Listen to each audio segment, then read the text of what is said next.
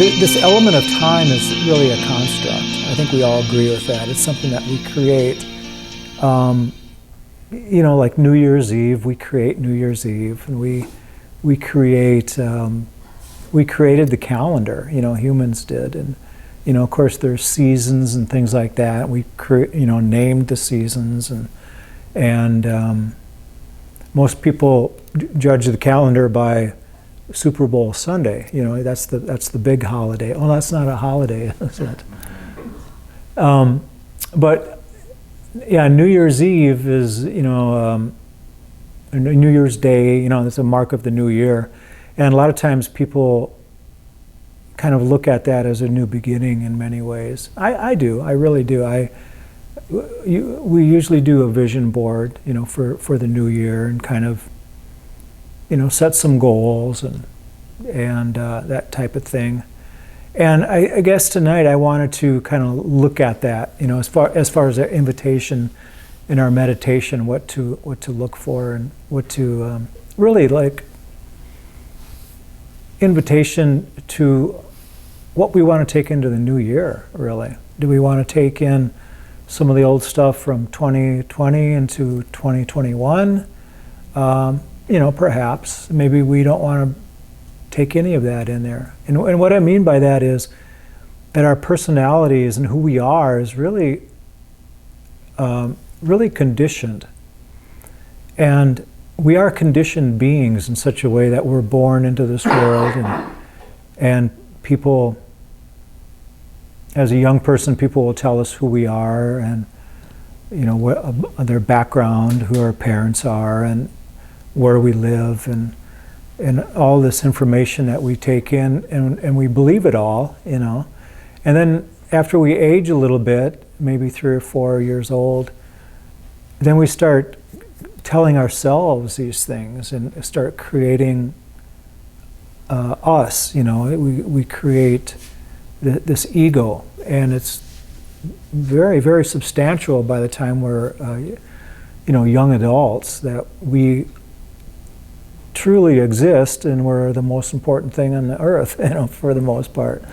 The earth revolves around us, And in Buddhism and in other religions, this understanding of the self or the ego is very essential for any kind of awakening or higher consciousness, if you want to, whatever we want to call it. And it is, again, it's completely conditioned. When we go through life, we notice that when things are going, when something goes bad, for example, we'll go, oh, this isn't, this story that I've been telling myself, and this story that everybody else has been telling me, and all this stuff, it's just not working. That's when things are really bad for us, like, this stuff isn't working. But when things are going good, it's like, yeah, this conditioning stuff is really working well for me. I know who I am, that kind of thing. We just kind of, go along with the flow, believing the story, believing our past, believing the ego. And so when things are good, the ego is in charge. When there's a little bit of suffering, when things aren't quite so good, we start to question that ego, And it's kind of times like that when we can ask ourselves, who is this? Who's giving the commands here? What is this voice in my head? And if we ask that enough, invariably, with the answer that'll come up is that we don't know. We don't even know, what that voice is, what this stuff is telling us.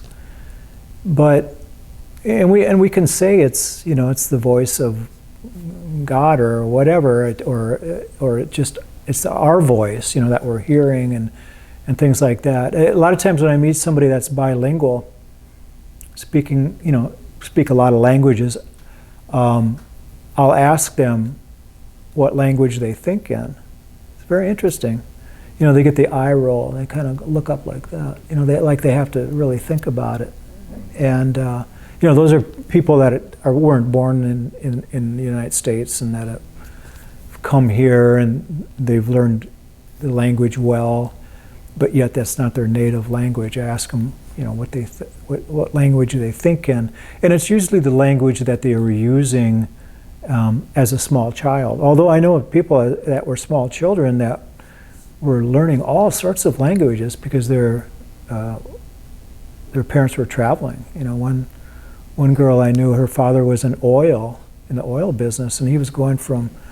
She lived in Kuwait for a while in South America, as a child, and she knew all these languages, and yet, and her mother was Spanish and her father was something else, and but I asked her, and she said that she thinks in English, so that was her primary language, but it's not necessarily the language I'm talking about. It's that voice, even if it seems to be like our voice that's talking to us, and it is like our voice that is kind of creating and narrating this ego, this story, all this information from the past, and conditioning us to be this thing, this mind-body apparatus, I always call it, but we don't have to listen to that.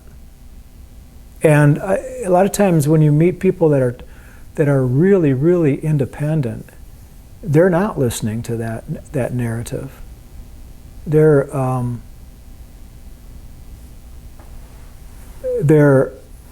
not buying the story.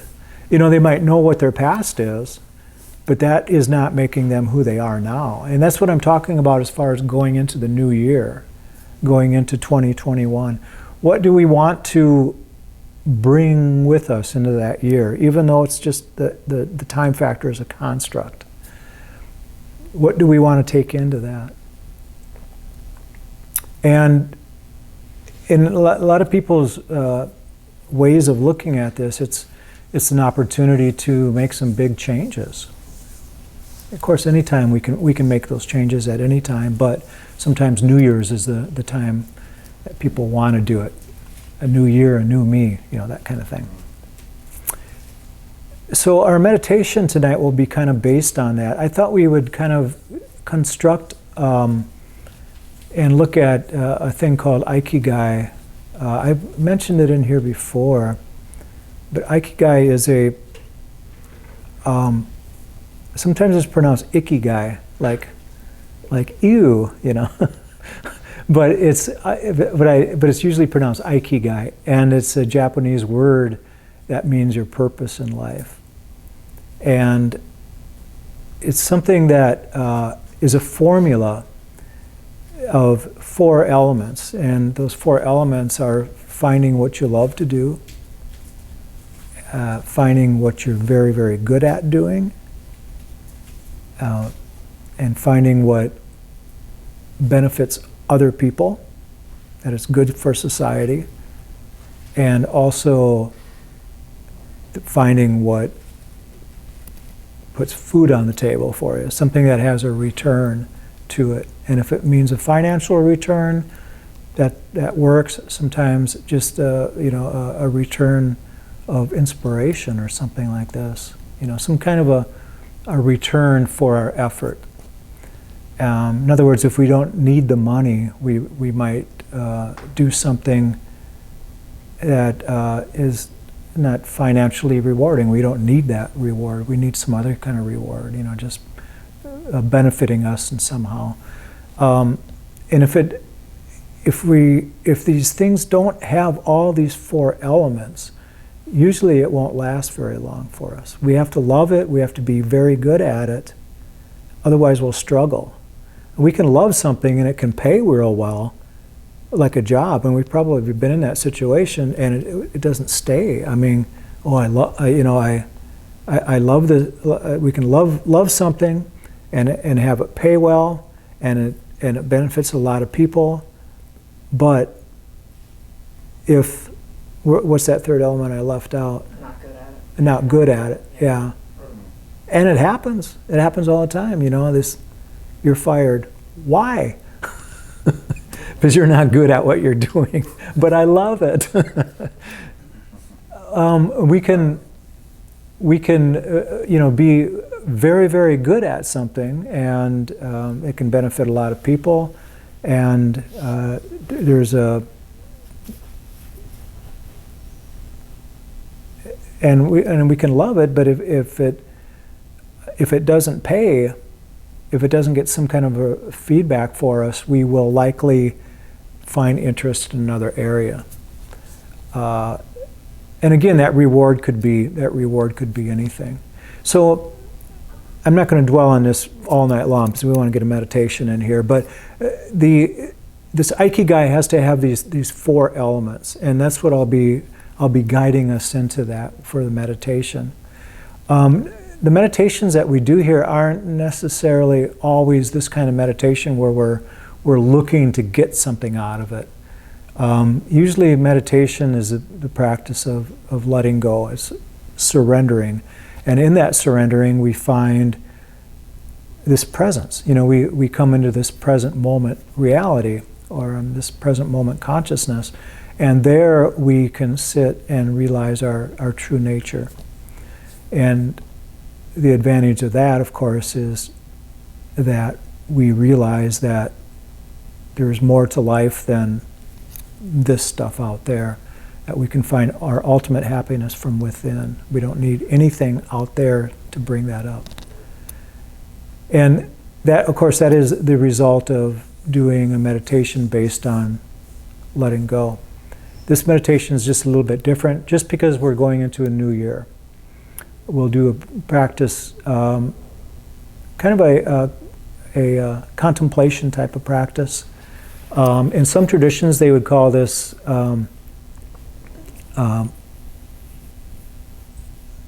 tantric, because tantric is visualization. So this will take a little bit of visualization, perhaps.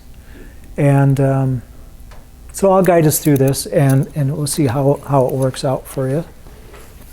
And then if we get a chance, we'll talk about it a little bit afterwards. So please make yourself comfortable.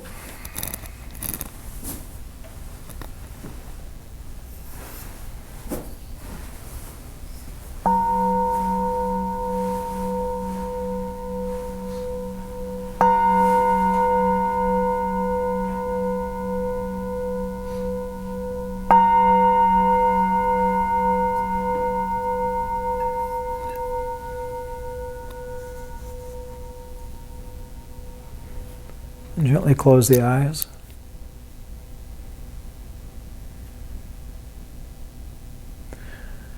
Bring your attention to the breath for a while. It's always nice to get grounded with the breath or some other aspect of the body.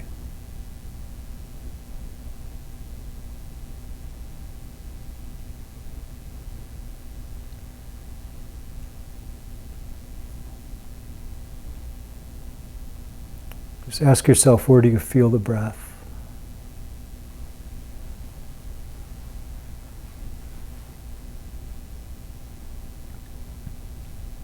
And really try to connect with it. What we want to do is relax the body and calm the mind. With a relaxed body, usually the mind will follow, becoming calmer. And with a calm mind, the body has a lot better opportunity to relax.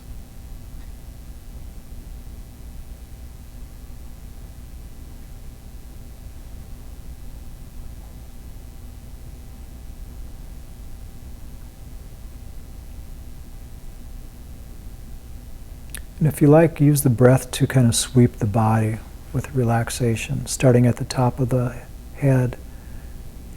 Every time you exhale, just sweep the body with relaxation, from the head all the way down to the toes. Keeping a nice, stable posture, relaxing every muscle within the body as much as you can. even the fine, intricate muscles in the face. Muscles in the neck and shoulder and the arms. Let any tension just melt and drift away.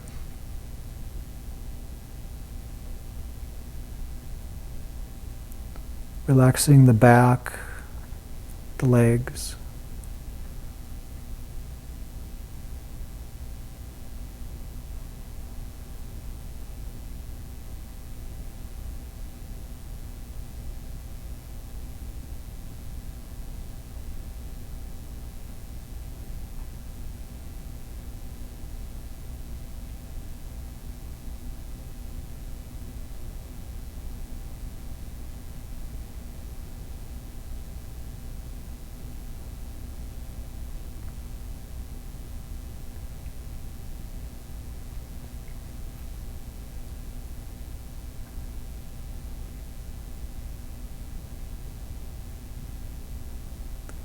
As you connect with the breath,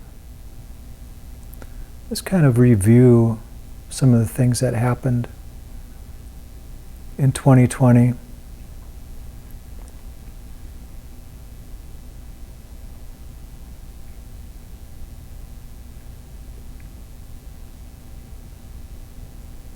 Any kind of negative things that might come up, don't see them as negative. That's just a label.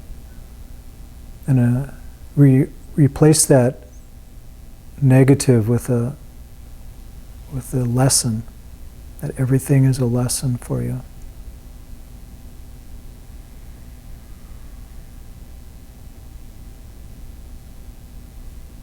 And so perhaps we had lots of lessons in 2020.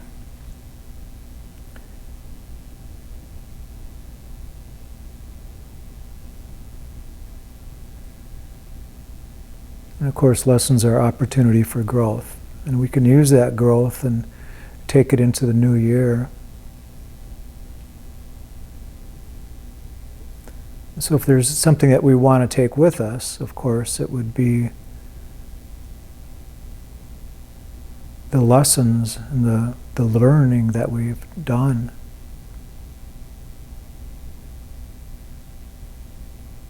Because if we don't understand and get these lessons, they'll be presented again.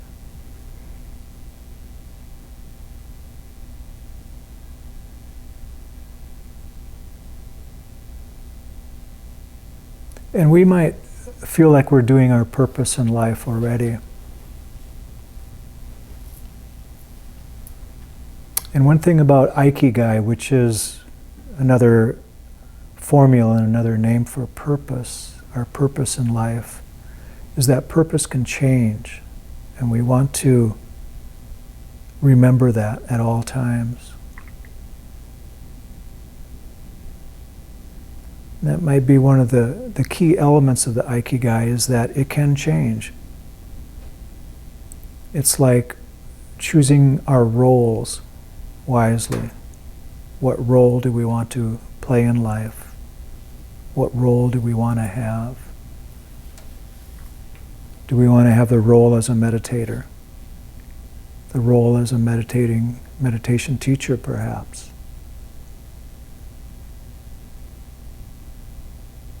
The role of being a mother or father or wife or husband. These are all roles that we can accept or we can decline. The work we do is a role.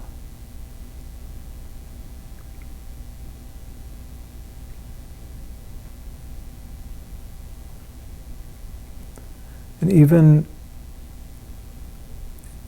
if we have a desire to be doing something else with our life, that is a role. A role of being somebody that is desiring to do something else. And these roles change constantly. Just in the same way that our purpose in life can change.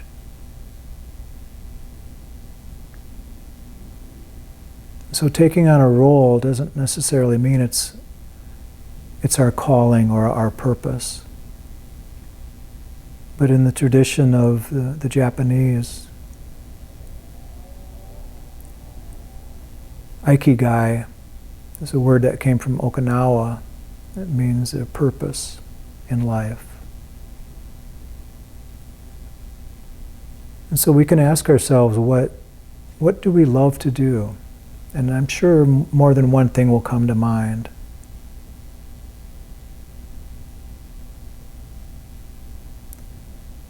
If we had to do something, maybe throughout the year 2021, we might be thinking of jobs, we might be just thinking of almost like a hobby kind of thing. Investments or practices like meditation, whatever it might be. What do we love to do? Maybe there's a place that we love to be at. So it doesn't necessarily just have to be an activity.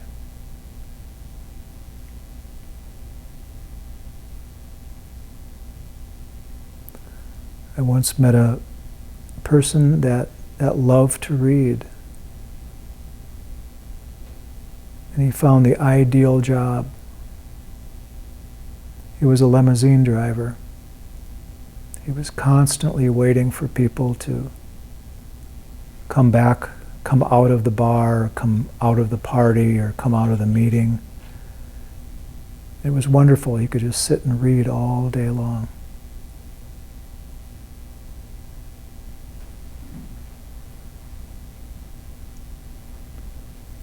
So what is our purpose? What do you love to do?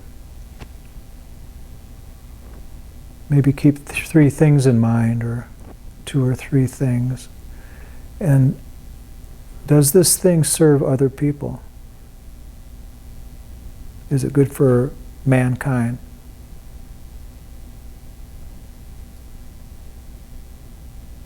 Does it benefit others?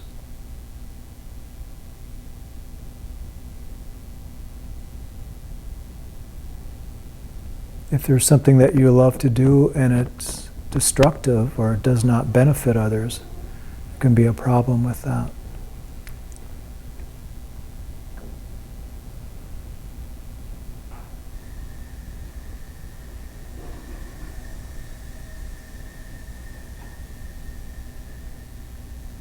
So what do you love to do, and does it benefit other people?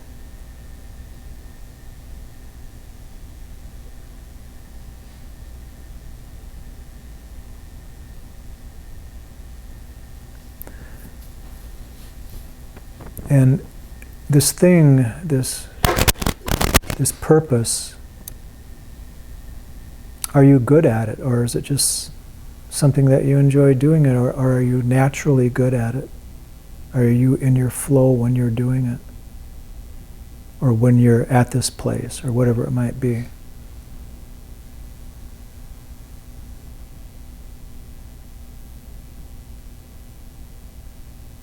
So think in terms of what you're really good at. When somebody sees you or hears about you doing this thing, they say that this is very unique, that you're very, very good at this thing.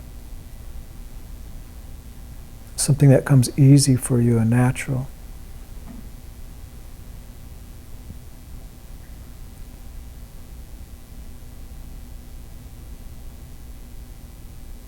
So we have something that you love to do, something that benefits others, and something that you're very good at, something that's natural for you to do.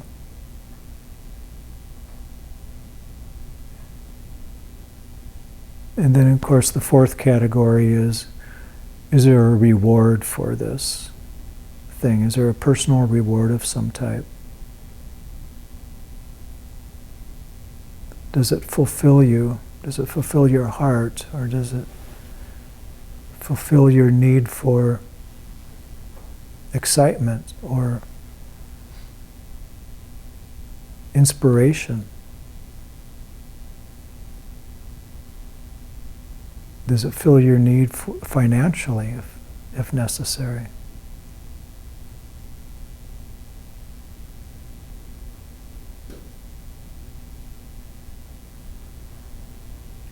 And if you find that this thing fulfills all four of these areas, please keep it in mind. It might likely be your Ikigai. But that doesn't mean it can't change. Because we are conditioned beings, and sometimes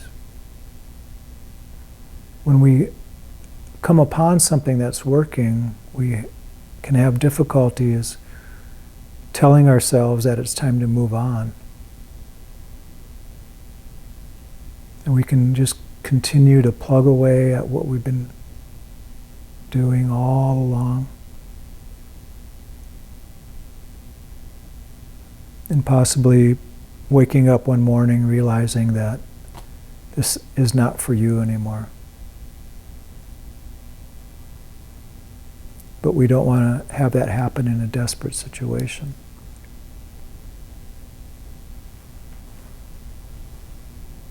So this meditation or contemplation is a little bit out of the ordinary for our meditation groups here on Wednesday night.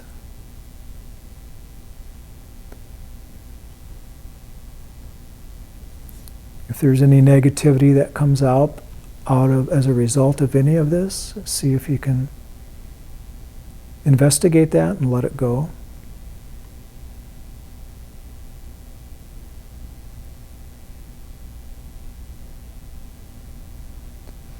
Otherwise, try to keep this Ikigai formula in mind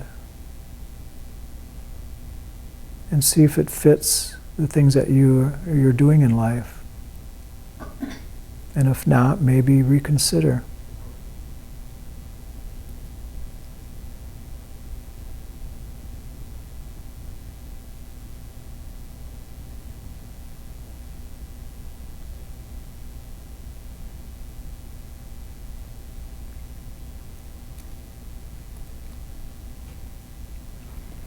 So we'll sit in silence for 15 or more minutes and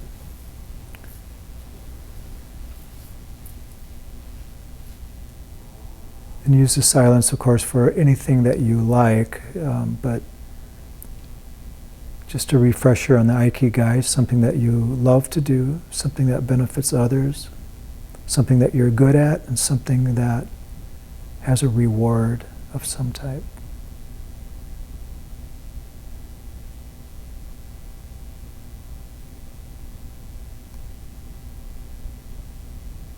And use this in your investigation of some of the activities and some of the things that you are doing or would like to do in the future. Because for many people, the future is right around the corner. If they look at the new year as being the new person or new them.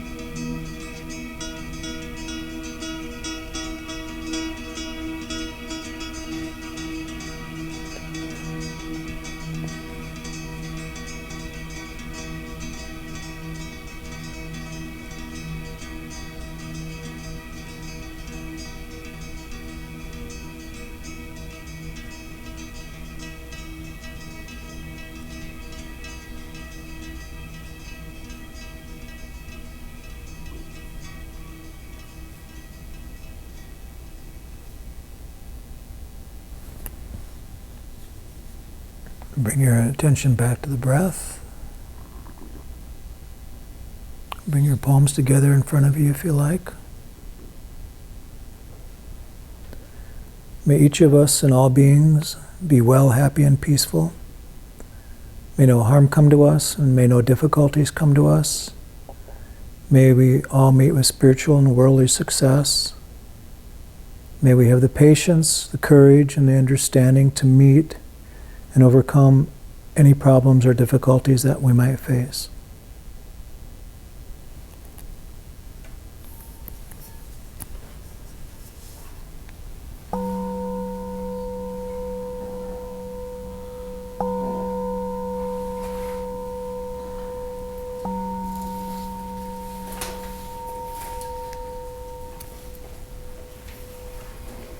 Thank you.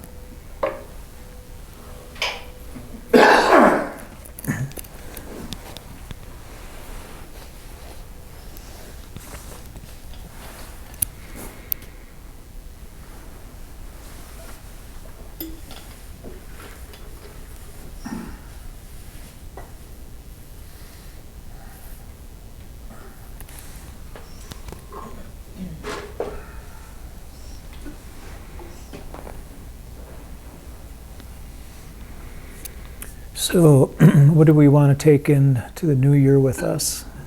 And this is something that we don't only have to think about this time of year. Of course, we can think about that at any time. What do we want to leave behind, and what do we want to take with? Of course, leaving behind is renunciation, surrender, letting go. And